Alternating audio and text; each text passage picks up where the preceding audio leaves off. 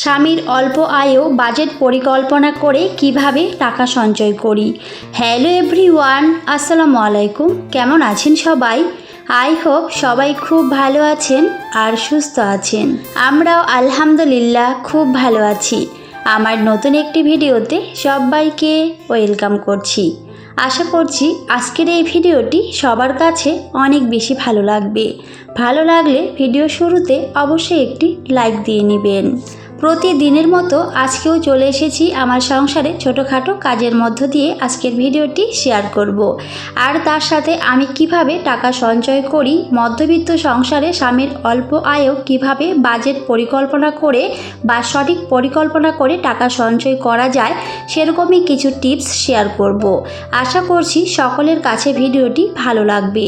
আর তার সাথে থাকবে আমি আমার ঘরটিকে কিভাবে গুছিয়ে পরিপাটি করে রাখি। একটা সংসারে কিন্তু গৃহিণীদের অনেক দায়িত্ব থাকে, অনেক কাজ থাকে। যারা একা হাতে সংসারের সমস্ত কাজকর্ম করে তারা কিন্তু সবাই খুব ভালো করে জানে। তো যাই হোক, আমি আমার সংসারের কাজের মধ্য দিয়ে আজকের ভিডিওটি শুরু করলাম। প্রথমে কিন্তু আমি ঘরের দরজা জানলা খুলে দিয়েছি। সত্যি বলতে সকালে উঠে যদি ঘরের দরজা জানলা এগুলো খুলে দেওয়া যায় তাহলে কিন্তু ঘরে অনেক সুন্দর হাওয়া প্রবেশ করে। এতে কিন্তু ঘরে কোনো ধরনের কোনো দুর্গন্ধ থাকে না। আর সকালবেলা দরজা জানলা খুলে দিলে দেখবেন ঘরের মধ্যে অনেক সুন্দর আলো প্রবেশ করে। আর এতে করে কিন্তু ঘরে কোনো দুর্গন্ধ থাকলে সেটাও কিন্তু দূর হয়ে যায়। এখন কিন্তু বর্ষাকাল, তো সেই জন্য কিন্তু বেশিরভাগ সময় দেখবেন ঘরে গন্ধ হয়ে থাকে, ফ্রিজের স্যাঁতস্যাঁতে হয়ে থাকে। তো সেই জন্য সকালবেলা উঠে দরজা জানলাগুলো খুলে দিলে কিন্তু অনেকটাই একটা ঘরের পক্ষে উপকার হয়। আর তারপরে কিন্তু আমি গাছগুলোতে একটু পানি দিয়ে দিয়েছিলাম। আর প্রতিদিন কিন্তু আমাকে ওই জায়গাটাতে পানি দিতে হয়, আমার জানলার সাইডগুলোতে। আসলে ওখানে প্রতিদিন পাখিগুলো বসে থাকে, আর পাখিগুলো বসে কিন্তু অনেক নোংরা করে রাখে। সেই জন্য ওই কাজটা আমাকে প্রতিদিন করতে হয়। তো আমি হয়তো বেশিরভাগ ভিডিওতে দেখিয়েও থাকি। তো যাই হোক, আজকে আমার ঘরের সমস্ত কিছুই আমি একটা একটা করে ক্লিন করে নেব, আর সেটাই ভিডিওতে শেয়ার করব। আর তার সাথে শেয়ার করব কিভাবে স্বামীর অল্প ইনকামে আমি সঠিকভাবে বাজেট পরিকল্পনা করে টাকা সঞ্চয় করি। আমার মতে একটা গৃহিণীকে অবশ্যই হিসেবি আর বুদ্ধিমতী হতে হবে। একটা সংসারে আয় উন্নতি করতে গেলে গৃহিণীকে প্রত্যেকটা গৃহিণীকে হিসেব আর বুদ্ধি করে কিন্তু চলতে হবে। আসলে হাজব্যান্ডরা কিন্তু সংসারের খুব একটা বেশি দায়িত্ব পালন করেন না। ওনারা শুধু হয়তো জিনিসপত্র এনে দেন, এর থেকে বেশি কিন্তু আর কিছুই করে না। সংসারের সমস্ত দায়িত্ব কিন্তু বেশিরভাগ আমাদের গৃহিণীদের উপরই থাকে। তো আমরা যদি একটু হিসেব আর বুদ্ধি করে চলি, খুবই অল্প খরচে যদি সংসারটিকে চালিয়ে নিই, তাহলে কিন্তু সেখান থেকেও আমরা অনেক টাকা বাঁচাতে পারি। কমপক্ষে প্রতিদিন 20 টাকা হলেও সঞ্চয় করে রাখা উচিত। কারণ টাকার যে কতটা গুরুত্ব, কতটা মূল্য, এটা কিন্তু আমরা সবাই বুঝি। সেটা কিন্তু বিপদে পড়লে আরও অনেক বেশি করেই বোঝা যায়। বিপদে পড়লে বোঝা যায় সত্যি জীবনে টাকার গুরুত্ব কতটা। সেজন্য অবশ্যই আমাদের বিপদের জন্য হলেও অল্প অল্প করে টাকা সব সময় সঞ্চয় করে রাখা উচিত। যার ইনকাম যেমনই হোক না কেন, সেই অনুযায়ী কিন্তু আমাদের প্রতিদিন অল্প অল্প করে টাকা জমিয়ে রাখতে হবে। যাদের ইনকাম একেবারেই কম তারা চাইলে প্রতিদিন 10 টাকা করে জমিয়ে রাখতে পারেন, আবার 20 টাকা করে জমিয়ে রাখতে পারেন। যাদের একটু বেশি তারা চাইলে প্রতিদিন 40 টাকা 50 টাকা এরকম করেও রাখতে পারেন। তো যার যেমন সুবিধা বা যার যেমন আয় সেই অনুযায়ী কিন্তু অবশ্যই আমাদের কিছু কিছু করে টাকা জমিয়ে রাখা উচিত। আমি কিন্তু প্রতিদিন 100 টাকা করে জমিয়ে রাখি। আমার হয়তো আগের ভিডিওগুলোতে একদিন বলেছিলাম আমি প্রতিদিন 100 টাকা করে জমিয়ে রাখি। আর এই কাজটা কিন্তু আমি প্রায় কয়েক মাস থেকে করছি। এই কয়েক মাসে কিন্তু আমি অনেক টাকা সঞ্চয় করেছি। তো এই কয়েক মাসে আমি কত টাকা সঞ্চয় করেছি সেটা অবশ্যই বলবো। তো আমাদের যার যেমন ইনকাম সেইভাবে কিন্তু আমাদের টাকা জমিয়ে রাখা উচিত। তো হয়তো আমাদের ইনকাম যেমন, আমি সেইভাবে চেষ্টা করছি। তো আমাদের ইনকাম কিন্তু অতটাও বেশি না, তাও কিন্তু আমি কষ্ট করে হলেও প্রতিদিন 100 টাকা করে জমিয়ে রাখছি। কারণ এটাই আমার ভবিষ্যৎ। বিপদে আর কেউ পাশে থাকুক আর না থাকুক, এই জমানো টাকাটাই কিন্তু আমার বিপদে একমাত্র আমার সঙ্গী হয়ে পাশে থাকবে। সেই জন্যই কিন্তু আমি এই টাকাটা জমিয়ে রাখি। প্রতিদিন 100 টাকা করে জমাতে আমাদের অনেক বেশি কষ্ট হয়। প্রতিদিন কিন্তু হাতে টাকা থাকে না, কোনোদিন কিন্তু অনেক বেশি কষ্ট হয়। কিন্তু এই টাকাটা আমরা জমিয়ে রাখি, আমরা হাজব্যান্ড ওয়াইফ দুজনে মিলেই কিন্তু এই টাকাটা জমিয়ে রাখি। প্রতিদিন প্রতিদিন 100 টাকা করে। আর বললামই প্রায় কয়েক মাস হয়ে গেল এই টাকাটা আমি জমিয়ে রাখছি। সত্যি এইভাবে জমাতেও যে এতগুলো টাকা জমা হবে আমি তো কখনো ভাবতেও পারিনি। তো আমার মতে অবশ্যই সবারই এইভাবে অল্প অল্প করে টাকা জমানো উচিত। আমরা হয়তো ভাবি এই 10 টাকা 20 টাকা 100 টাকা এগুলো দিয়ে কি হবে, এগুলো দিয়ে তো এখন ভালো একটা চকলেটও পাওয়া যায় না, বিস্কিটও পাওয়া যায় না। তবে আমি বলবো ওই 10 টাকা 20 টাকা 50 টাকা 100 টাকা থেকেই কিন্তু একটা সময় আপনি 1 লাখ টাকারও মালিক হয়ে যেতে পারেন।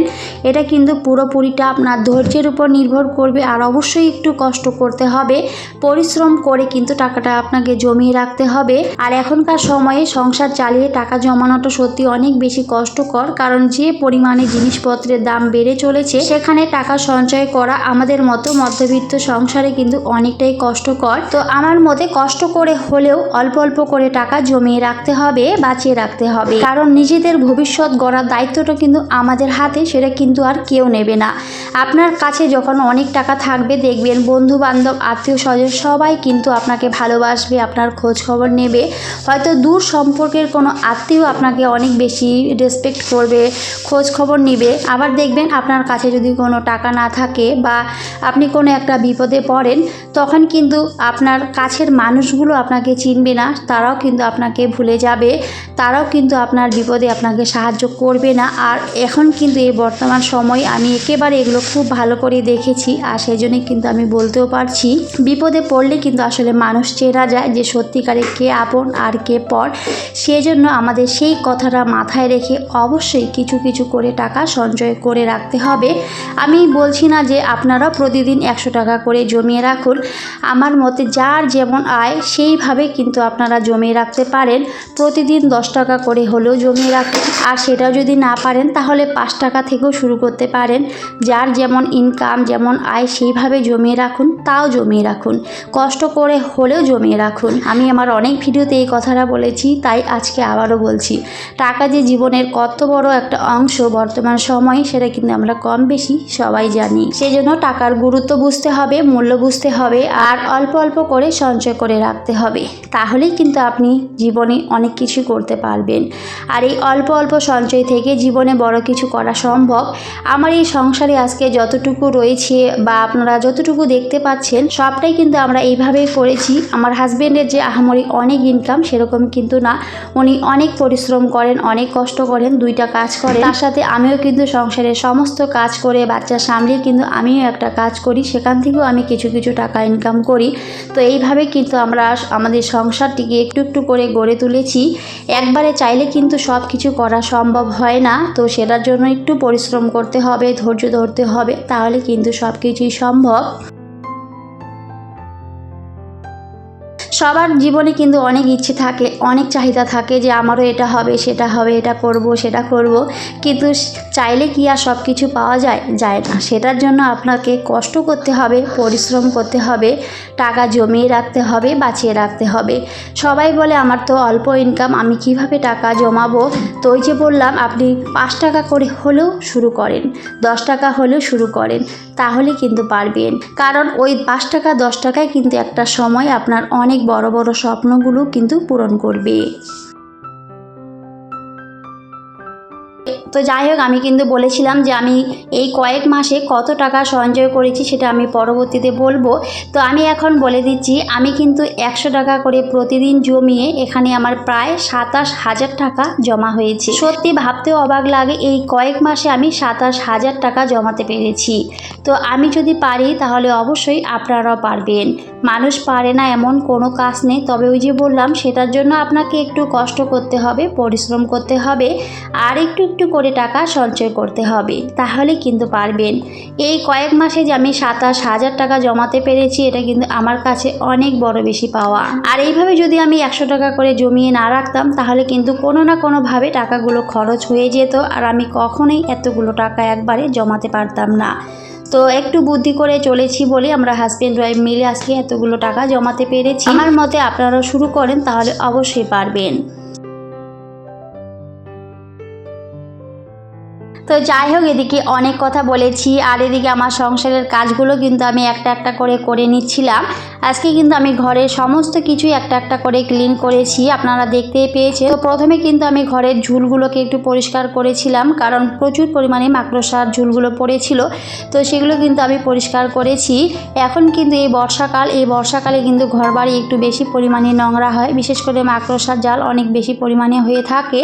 আর আমার বাড়িটা যেহেতু একেবারে বাজারের সামনে, সেজন্য কিন্তু অনেক পরিমাণে ধুলোবালি, কারণ বাজারের সমস্ত নোংরা কিন্তু আমার ঘরে এসে পড়ে, তো সেজন্য একটু বেশি পরিমাণে নোংরা হয়।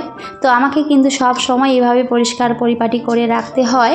যদিও ছোট বাচ্চা নিয়ে এই কাজগুলো করতে অনেকটাই কষ্ট হয়, আর আমার মেয়েটা এত পরিমাণে দুষ্টুমি করে কি বলবো। তো যাই হোক, তাও কিন্তু করতেই হবে, কারণ না করলে তো আবার সব কিছু এলোমেলো হয়ে থাকবে, তখন কিন্তু দেখতেও খুব একটা ভালো লাগবে না। আর যেহেতু আমি বেশিরভাগ সময় ঘরেই থাকতে বেশি পছন্দ করি, তো সেই জন্য চেষ্টা করি যাতে একটু হলেও আমার ঘরটিকে গুছিয়ে পরিপাটি করে রাখতে। যদিও আমারই সেরকম আমার ঘরে কোনো কিছুই নেই, তবে যতটুকু আছে আলহামদুলিল্লাহ সেটাই আমার কাছে অনেক। কারো কাছে হয়তো এরকম কিছুই নেই, আমার কাছে যেটুকু আছে, আবার অনেকের কাছে কিন্তু এর থেকেও অনেক ভালো ভালো জিনিস রয়েছে। অনেকের ঘরে আমি দেখি, অনেক আপুদের ভিডিও দেখি, সেগুলো কিন্তু দেখতে অনেক ভালো লাগে। তবে আমরা চাইলে তো আর সব কিছু পেয়ে যাব না, তো যার যতটুকু আছে আমার মতে সেইভাবে যদি সন্তুষ্ট থাকতে পারে, তাহলে কিন্তু জীবনে অনেক বেশি ভালো থাকা যায়। কার কি আছে সেগুলো না দেখে নিজের কাছে যতটুকু আছে সেইভাবে যদি আমরা ভালো থাকি, তাহলে কিন্তু আমরা অনেক বেশি ভালো থাকতে পারি। কারণ সবাই কিন্তু সব কিছু পায় না, তো আমাদের কিন্তু সবটাই ইনকামের উপর নির্ভর করে। তো যার যেমন ইনকাম, সে কিন্তু সেইভাবে নিজের ঘরবাড়িগুলোকে সাজিয়ে নেবে, এটাই তো স্বাভাবিক। তো কার কি আছে সেগুলো না দেখে নিজের কাছে যতটুকু আছে সেইভাবে চেষ্টা করি সুন্দরভাবে গুছিয়ে পরিপাটি করে রাখার। কয়েকদিন থেকে কিন্তু বৃষ্টি হচ্ছে, আবার রোদ উঠছে, আবার বৃষ্টি হচ্ছে, এরকম করে কিন্তু ছাদে যে কতবার যেতে হচ্ছে। কাপড়গুলো একবার উঠিয়ে নিচ্ছি, আবার একবার শুকোতে দিচ্ছি, এরকম করেই কিন্তু এখন দিন কাটছে। আর যেহেতু ছোট বাচ্চা রয়েছে, সেজন্য কিন্তু কাপড় কাচার কাজটা প্রত্যেকটা দিনই করতেই হয়। আর আমার কিন্তু ওয়াশিং মেশিন নেই, তো হাত দিয়েই কিন্তু কাপড় কাচতে হয়। তো কাপড় কাচার কাজটা তো প্রতিদিন করতেই হয়। তো অনেকগুলোই কিন্তু কাপড় বের হয়েছিল, যেহেতু রোদ থাকে না কোনো সময়, তো আজকে কিন্তু অনেক সুন্দর রোদ উঠেছিল, তো সেই জন্য কিন্তু অনেকগুলো কাপড়ও কেচে দিয়েছিলাম। তো সকালবেলা আবার কিছু কাপড় কেচে দিয়েছি, সেগুলো কিন্তু শুকিয়েও গিয়েছিলো, পরে কিন্তু আবার অনেকগুলোই কেচে দিয়েছিলাম। তো ওই যে বললাম, প্রতিদিন কিন্তু রোদ দিচ্ছে না, কোনো দিন কিন্তু আবার অনেক বেশি বৃষ্টি হচ্ছে। তো আজকে যেহেতু ভালোই রোদ ছিল, সেই জন্য কিন্তু অনেকগুলোই কাপড় কেচে দিয়েছিলাম। তো ছাদ থেকে বাইরের পরিবেশটা একটু শেয়ার করেছি। তো অনেকেই কিন্তু এই পরিবেশটা বেশ পছন্দ করে, যখনই আমি ভিডিওতে দেখাই অনেকেই পছন্দ করে, সেই জন্য কিন্তু আজকে একটুখানি দেখিয়ে দিয়েছিলাম। আর তারপরে কিন্তু আজকে রান্নাঘরে চলে এসেছিলাম, আর আজকে আমি চিকেন রান্না করেছি। তো আমি রান্নাটা করছিলাম, সেটা একটুখানি শেয়ার করেছি। আসলে আজকের ভিডিওটা একটু বড় হয়ে গেছে, যেহেতু সংসারের অনেকগুলো কাজ আজকে শেয়ার করেছি, সেই জন্য কিন্তু একটু বড় হয়ে গেছে। তো প্লিজ আপুমণিরা সবাই একটু ভালোবেসে দেখে নেবেন। যদিও ভিডিওতে এখন ভিউজের পরিমাণ অনেকটাই কম, তাও চেষ্টা করেছি আজকে একটা বড় ভিডিও দেওয়ার। আশা করছি সবাই ভালোবাসা দিয়ে পাশে থাকবেন। এত কষ্ট করে ভিডিও বানিয়ে যদি ভিডিওতে ভিউজ না আসে, সত্যি অনেক বেশি কষ্ট লাগে। আর এটা আমার একটা ভালোবাসার জায়গা, এখানে ভিডিও না দিতে পারলে আমার নিজের কাছেই ভালো লাগে না। তাই চেষ্টা করি যতই কষ্ট হোক আর যাই হোক, নতুন একটা ভিডিও নিয়ে চলে আসি আপনাদের কাছে। আশা করছি আজকের ভিডিওটিও আপনাদের কাছে ভালো লাগবে।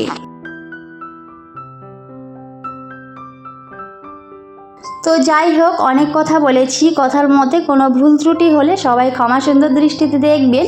আর আজকের ভিডিওটি কেমন হয়েছে সবাই সুন্দর সুন্দর কমেন্ট করে যাবেন। আপনাদের কমেন্টগুলো আমার অনেক ভালো লাগে, আমি অনেকটা আনন্দ নিয়ে সবার কমেন্ট পড়ি। তো এইভাবেই সুন্দর সুন্দর কমেন্ট করে আমাকে উৎসাহিত করবেন নতুন নতুন কন্টেন্ট তৈরি করতে। তো আমি কিভাবে টাকা জমাই সেটা অবশ্যই শেয়ার করেছি, তো চাইলে আপনারাও সেভাবে টাকা জমানো শুরু করেন, অবশ্যই পারবেন।